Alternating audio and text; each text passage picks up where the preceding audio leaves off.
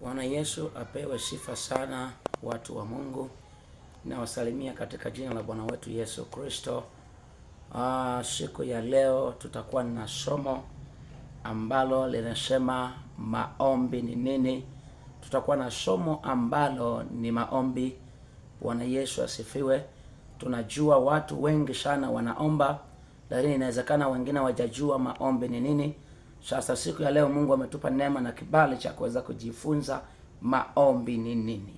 Baba, katika jina la Yesu nakushukuru Mungu kwa ajili ya neema yako, kwa ajili ya uaminifu wako, kwa ajili ya kila mmoja anayetusikiliza na kutufuatilia. Neema ya madhabahu yako ikapata kuwa juu yetu katika jina la Yesu. Amen. Bwana Yesu apewe sifa, wana wa Mungu. Wewe unayetufuatilia, wewe unayenitazama, niko hapa kwa ajili ya kujifunza ama kukufundisha na kukukumbusha ya kwamba maombi ni nini. Tunapoongelea habari ya maombi katika lugha nyepesi, maombi ni mazungumzo ya mwanadamu na Mungu kwa njia ya imani.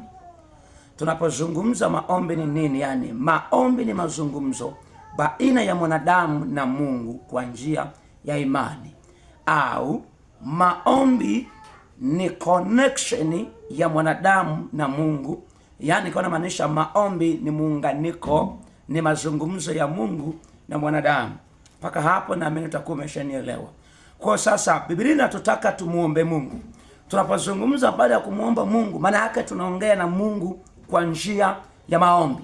Hatuna njia nyingine ya kuongea na Mungu nje ya maombi. Na tunapokuwa tunaongea na Mungu, njia tunayoitumia ni maombi. Na ndio maana kwenye ile Isaya anasema hivi ya kwamba zileteni hoja zenye nguvu, asema Bwana. Kwa hoja zetu kwa Mungu tunaziwakilisha kwa njia ya maombi.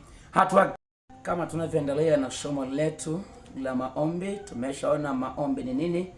Tumeshaona kwamba maombi ni mazungumzo baina ya mwanadamu na Mungu, lakini pia ziko njia aina tofauti za kuongea na Mungu.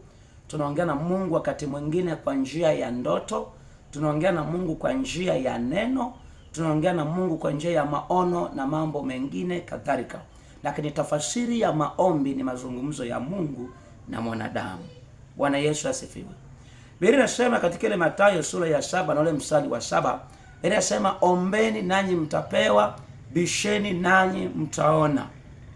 Kwa hiyo tunapoingia mbele za Mungu kumuomba, maana yake tunaenda kuongea naye, tunapeleka hoja zetu. Kila mmoja anakuwa na hoja yake ambayo anatamani Mungu amtendee. So ili Mungu atende, anahitaji Mungu kusikia.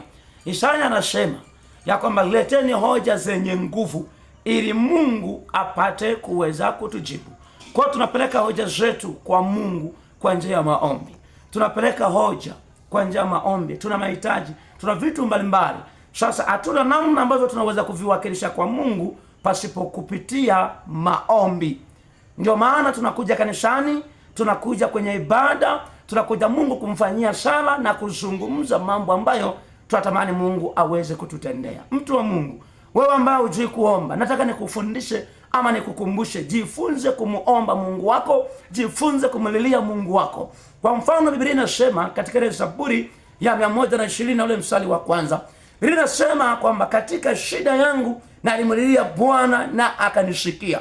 Anapozungumza alimlilia Bwana na akamsikia, kwa lugha nyingine maana yake alimuomba Mungu mpaka machozi yakamtoka, akitaka Mungu amsaidie, na Mungu alimsikia akamsaidia. Sasa tunaendelea, taka tuangalie kile kitabu cha Wafilipi sura ya 4 na ule mstari wa 6.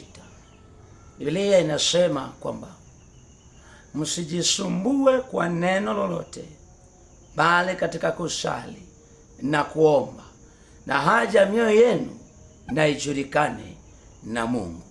Nataka tuangalie neno hapo anaposema msijisumbue kwa neno lolote, bali katika kusali na kuomba na haja mioyo yenu na ijulikane na Mungu.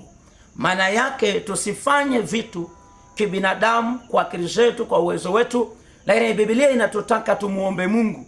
Kwa tunapomuomba Mungu kwa njia ya imani, tunaamini Mungu atatusikia, tunaamini Mungu anatujibu. Ndio maana anatuambia hapo ya kwamba tusijisumbue kwa neno lote, bali katika kusali na kuomba na haja mioyo yetu iweze kujulikana kwa Mungu.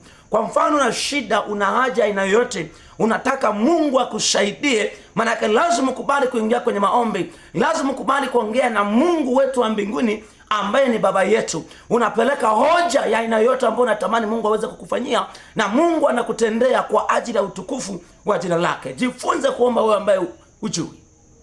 Jifunze kumuomba Mungu. Jifunze kwenda mbele za Bwana na Mungu wa mbinguni atakusaidia. Kulia kutakusaidia, ila unachopaswa kufanya ni kuamini na kwenda mbele za Mungu na kumuomba kwa imani. Yeye ni mwaminifu, atakutendea. Baba, katika jina la Yesu, nakushukuru Mungu kwa ajili ya watu hawa. Nakushukuru Mungu kwa ajili ya madhabahu, nakushukuru Mungu kwa ajili ya uaminifu wako. Achilia neema ya maombi, achilia neema ya kulijua neno na kulitafakari sawa sawa na ahadi ya neno lako, katika jina la Yesu Kristo uliye mwamba na mwokozi wetu. Amen. Barikiwa na Yesu, endelea kutufuatilia na Mungu wa mbinguni akubariki. Bye bye.